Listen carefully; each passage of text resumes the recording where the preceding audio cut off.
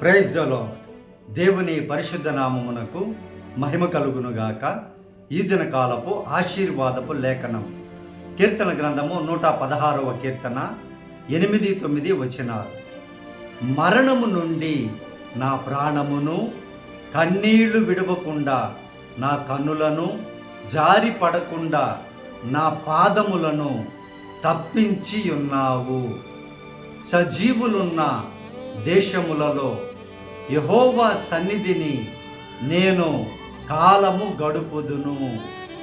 ప్రియమైనటువంటి దేవుని బిడ్డలారా, ఈరోజు చూడకుండా అనేక మంది మరణించి ఉన్నారు. గడిచిన వారములో ఎన్ని కన్నీళ్లు నీవు విడిచావో ఆ కన్నీళ్ల నుండి నీకు దేవుడు విడుదల కలుగజేశారు. జారి పడకుండా నీ పాదములను ఆయన తప్పించి ఉన్నాడు.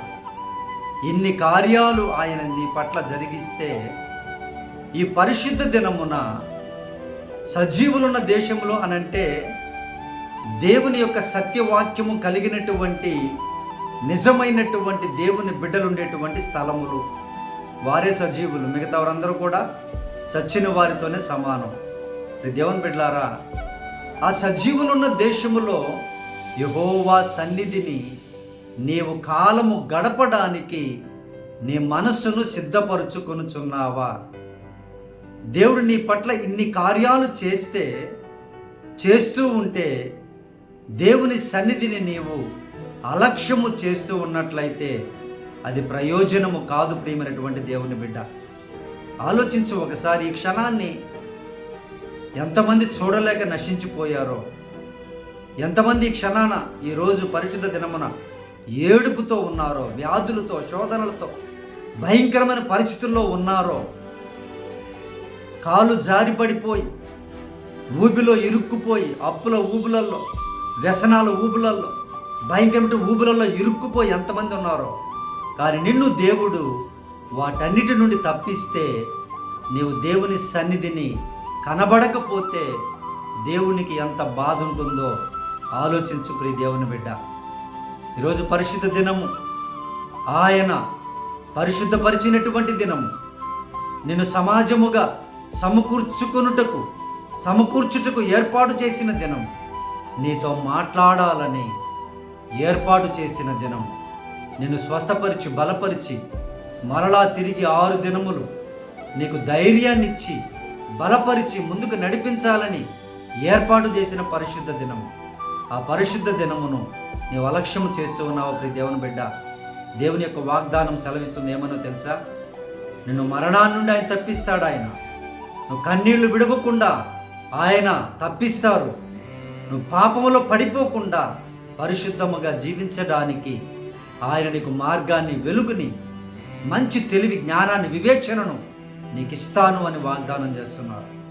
నువ్వెప్పుడు సజీవుడిగానే ఉంటావు, సజీవురాలుగానే ఉంటావు అని వాగ్దానం ఇస్తున్నారు ప్రియ దేవుని బిడ్డ.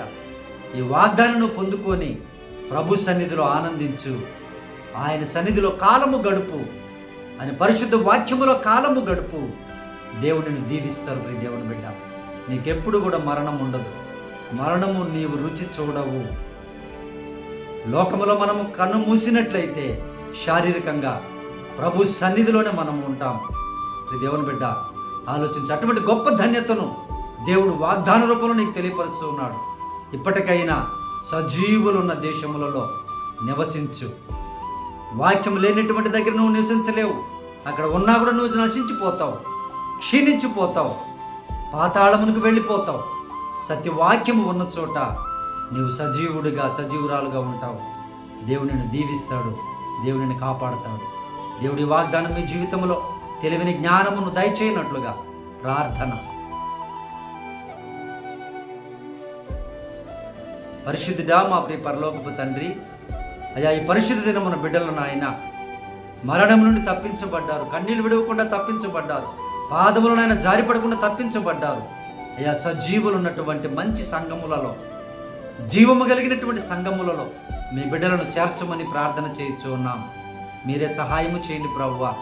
అయ్యా, సదాకాలము యెహోవా మందిరములో మీ సన్నిధిలో బిడ్డలు ఉండడానికి సహాయము చేయండి. ఈ లోకములోను పరలోకములోను మీతో సహవాసం కలిగి ఉండడానికి సహాయం చేసి ప్రతి బిడ్డను దీవించి ఆశీర్వదించమని ఈ దినకాలపు దీవెనలతో, ఈ వాగ్దానపు దీవెనలతో చూస్తున్న ప్రతి బిడ్డను ఆశీర్వదించమని సజీవుడైన యేసయ్య నామమున ప్రార్థించి అడిగి వేడుకొనుచున్నాము తండ్రి. ఆమేన్.